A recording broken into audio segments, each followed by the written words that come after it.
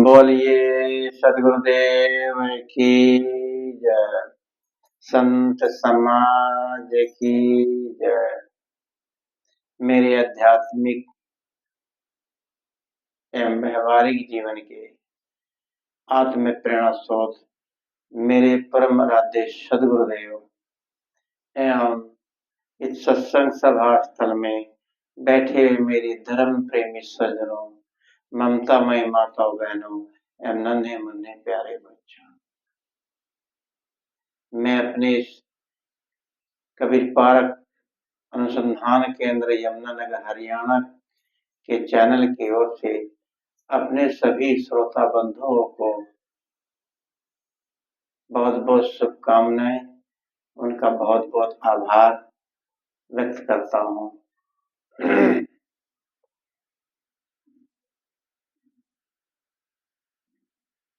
सदगुरु ने कहा है,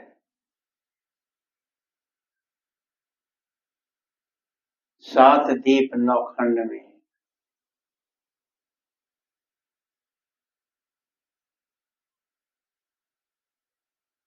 सात दीप नौ खंड में गुरु से बड़ा न कोई, करता करे जो कर सके, गुरु करे सो होए। गुरु से बड़ा सात दीप नौ खंड में भी कोई नहीं है। गुरु है ज्ञान। गु का मतलब अंधेरा, रू का मतलब उजाला। जो अंधेरे से उजाले की तरफ ले जाए उसको गुरु कहते हैं।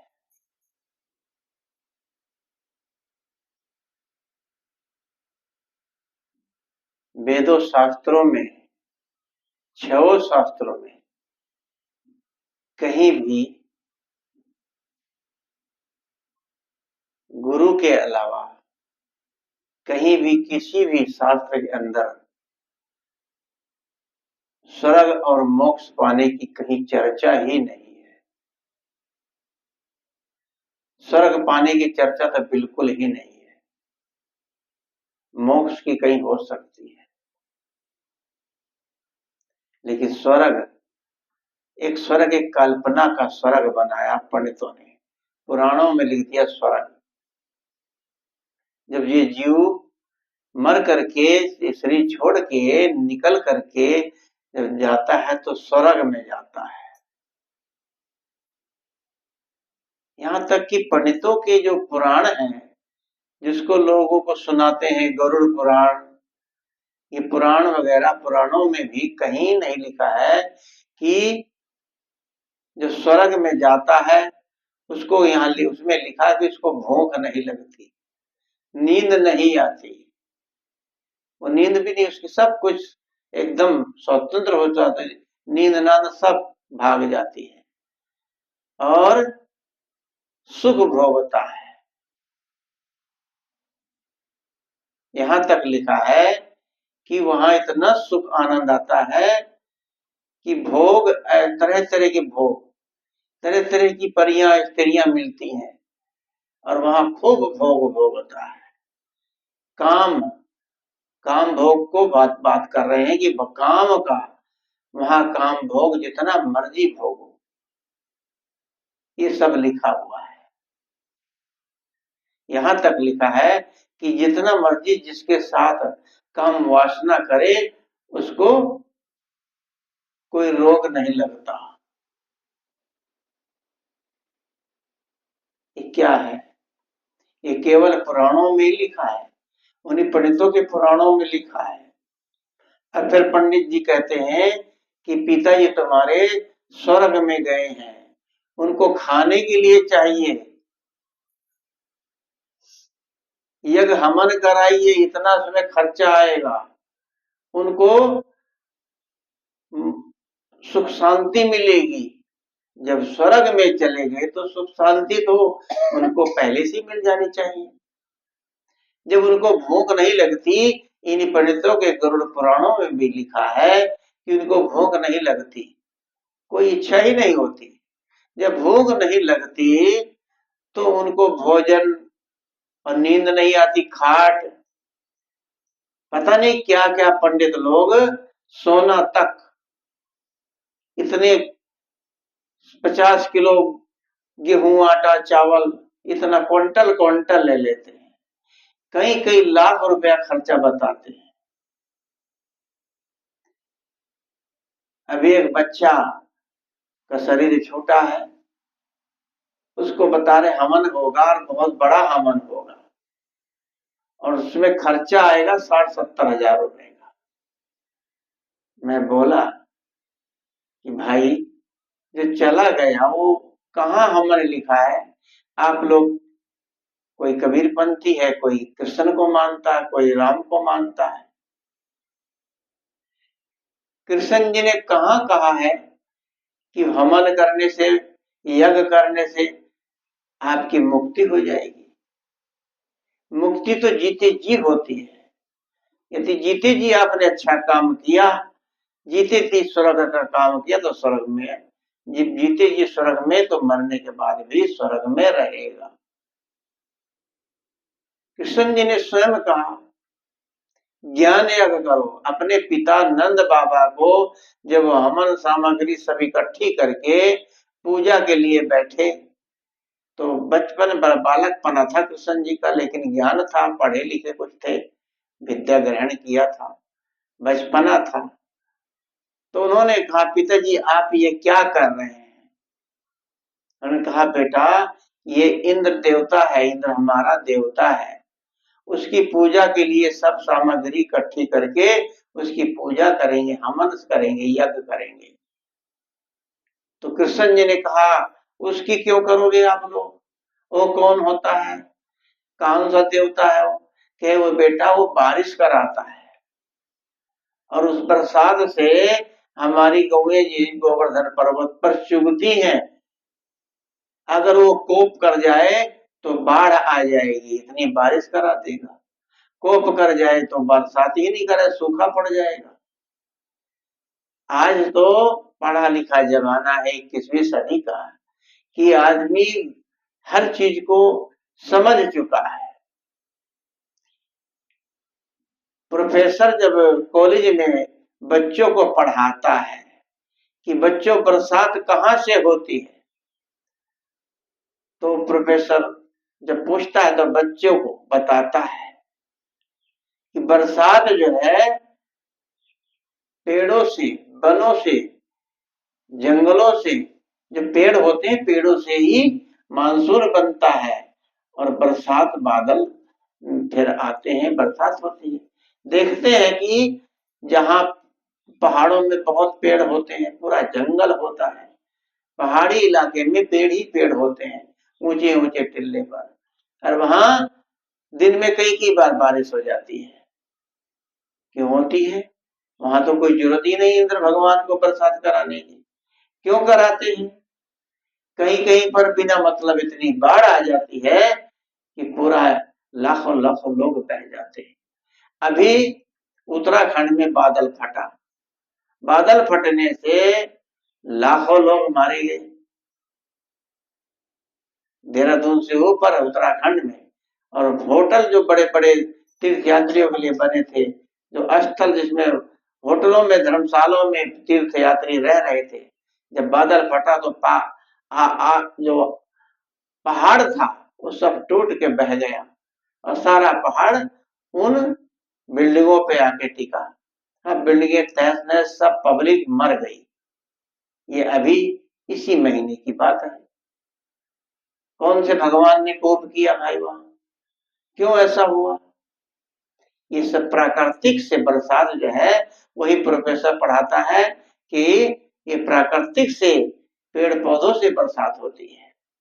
और वही प्रोफेसर जब घर आ जाता है, वही बड़बड़ाता है कि भगवान बरसात इतनी कर रहे हैं, आजकल बरसात खूब हो रही है, लोग छक चुके हैं। और लोग क्या कहते हैं, बहुत कम लोग कहेंगे कि ये प्राकृतिक मानसून बारिश है, लेकिन लोग कहेंगे भगवान अरे अब तो बंद कर दे, इतनी बरसात हो गई अब तो बंद कर दे, कि लोग परेशान हो जाते हैं बरसात से। लेकिन वो भगवान सुनता ही नहीं। भगवान जब समझदार है, बुद्धिमान है, विवेकमान है, सर्वज्ञ है, सब जानता है, तो उसको सोच समझ के बरसात करनी चाहिए। जहां जरूरत हो खेत में बरसात करा दे, रास्ते में डाउन पर रास्ते में बरसात ना कराए, कीचड़ ना करे। जहां पानी की जरूरत वहां पानी बरसाए, पर ऐसा नहीं करता। वो कहीं कहीं बाढ़ ले आता है, कहीं कहीं सूखा कर देता है। ऐसा क्यों? लोगों की धारणाएं हैं कि भगवान बरसात कराता है। स्वर्ग की बात मैं कर रहा था। स्वर्ग जो है, कहाँ लिखा है कि स्वर्ग होता है? ये सब पंडितों की चाल है। लोगों को बेवकूफ बना करके स्वर्ग के नाम पर धन को ऐंठते हैं। दिखाएं कहा, कौन से वेद के अंदर, छह शास्त्र के अंदर कहीं पर भी स्वर्ग नहीं लिखा है। कौन से स्वर्ग में भेजना चाहते हो? उधर इन्हीं के पुराण में, इन्हीं के पुराण में लिखा है, जिसको पढ़ के सुनाते हैं कि जो स्वर्ग हो जाता है उसको न भूख लगती, न प्यास लगती, न नींद आती। तो ये भोजन लेते हो, कपड़ा लेते हो, खाट लेते हो, किसके लिए लेते हो? उधर तो लिखा है, उसकी जरूरत ही नहीं होती। बैकुंठ धाम में, स्वर्ग में पहुंच जाता है। बैकुंठ किसे कहते हैं? कुंठा रहित मन, जिसके अंदर कुंठा ना हो, दूसरे के प्रति राग द्वेष ना हो, घृणा ना हो, वो बैकुंठ में रहता है। हमारे जीवन में मन की बहुत ही आवश्यकता है। मन जो हो हमारे लिए बहुत अच्छा, मन की जरूरत है। आपका अच्छा मन होगा तो आप इससे लोगों की सेवा करोगे, अच्छा मन होगा दान करोगे, अच्छा मन होगा आप सत्संग करोगे, अच्छा मन होगा तो आप किसी बीमार आदमी की दवाई के लिए, खाने के लिए उसकी मदद करोगे, कोई भूखा ना सोए। अच्छा मन हो, इसी मन से, अच्छे मन से एक डॉक्टर होता है, एक बीमार व्यक्ति का इलाज करता है। अगर पेट में कोई रोग होता है, वो एकांत में ले जा करके उसका ऑपरेशन करता है। किससे करता है? चाकू से। चाकू, छुरी, औजारी तो होते हैं, और उसको पेट फाड़ करके उसको जीवन देता है। और इसी खराब मन से एक डॉक्टर और एक डाकू, दोनों की राशि एक ही है, डाकू और डॉक्टर।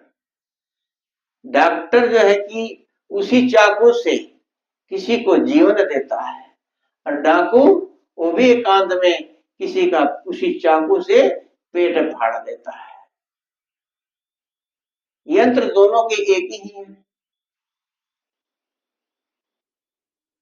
काम भी दोनों एक ही कर रहे हैं, लेकिन दोनों के काम करने का तरीका अलग अलग है। पेट वो भी फाड़ रहा और पेट डाकू भी फाड़ रहा, डॉक्टर भी फाड़ रहा।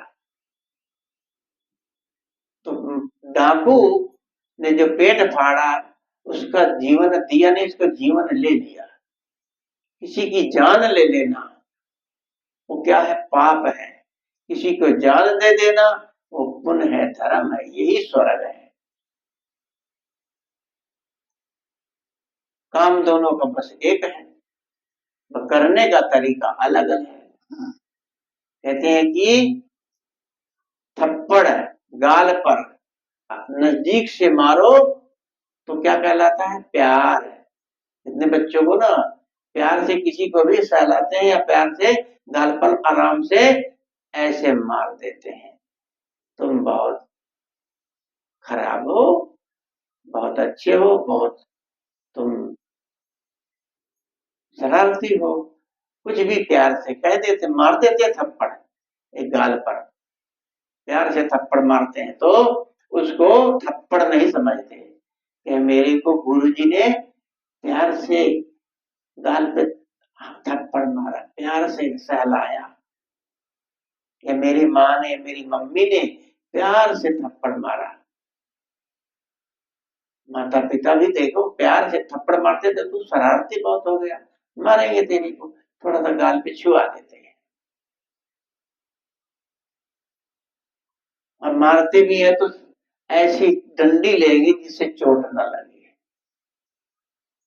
फिर हम डरावा करते हैं माता पिता। और अगर वही उसी हाथ से 3 फुट दूरी से खींच के मार दिया जाए तो क्या होगा? वो थप्पड़ कहलाएगा, प्यार नहीं कहलाएगा। हाथ वही है,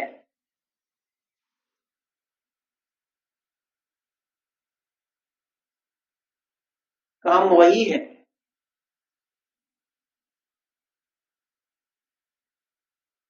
लेकिन चाल बदल गई। चाल 3 फुट दूरी से थप्पड़ मारा तो थप्पड़ हो गया। ऐसे ही इस मन से हम चाहे अच्छा करें या बुरा करें, मन की जीवन में महती आवश्यकता है। मन ही हमें ध्यान कराता है, लेकिन मन का मोक्ष में मन का निग्रह करना पड़ता है। ध्यान में मन का खत्म हो जाना, मन का ना रहना ही मोक्ष है। यदि हमारा मन रहता है साथ में, हम ध्यान करते हैं तो मन हमारा कहाँ कहाँ जाता है,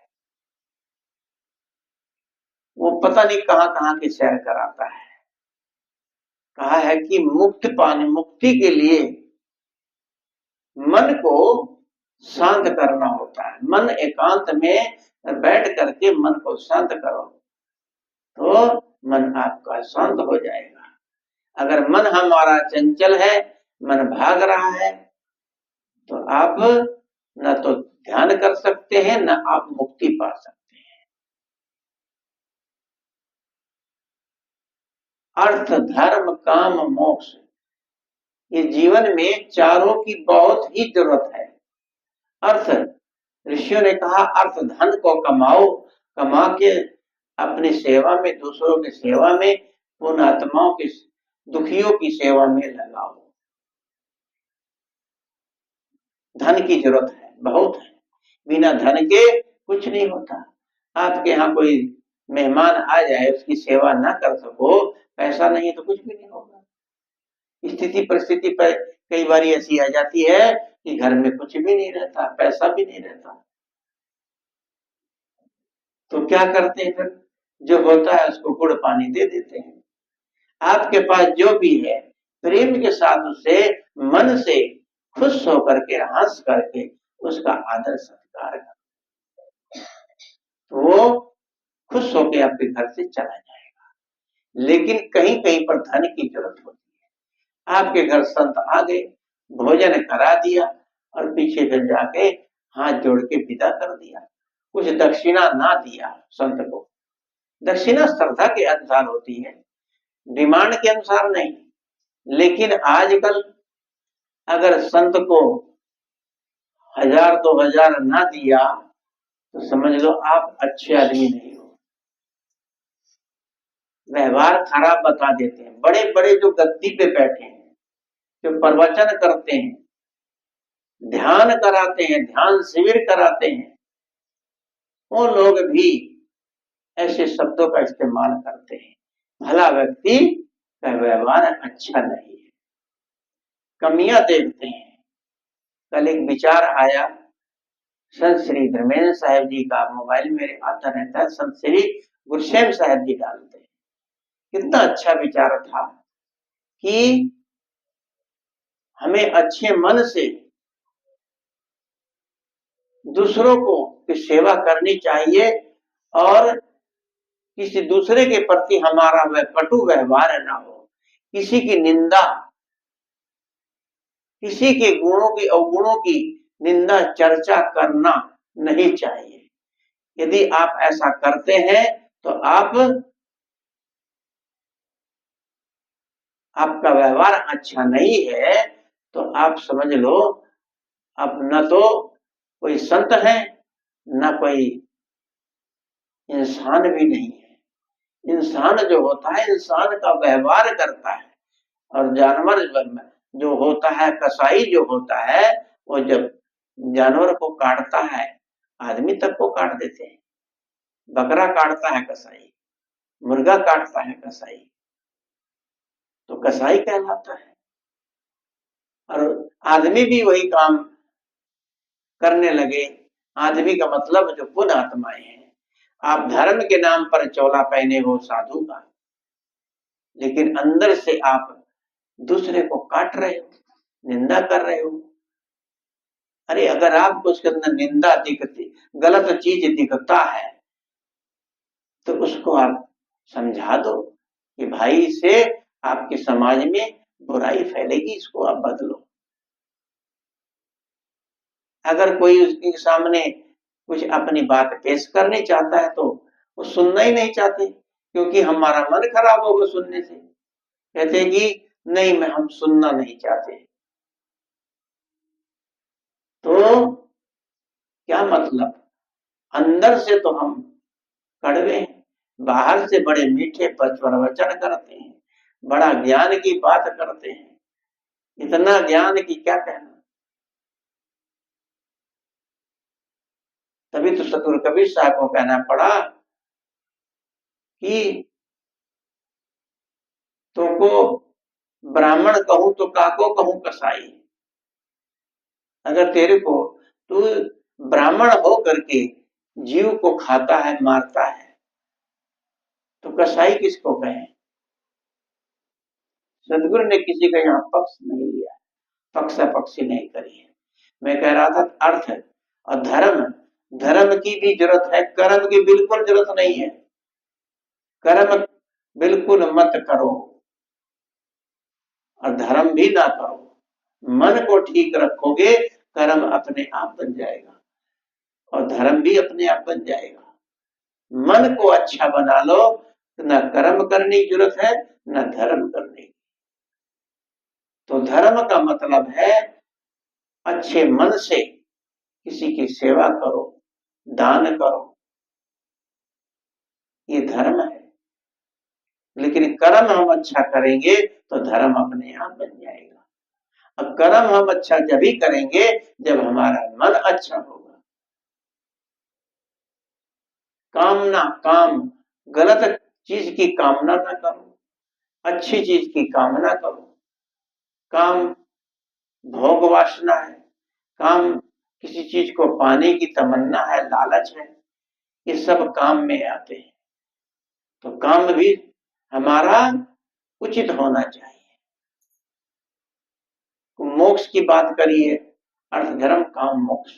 मैं कह रहा था कि वेद के अंदर स्वर्ग नहीं है, मोक्ष है। मोक्ष का मतलब मोह का छेद हो जाना, मोक्ष की चर्चा है।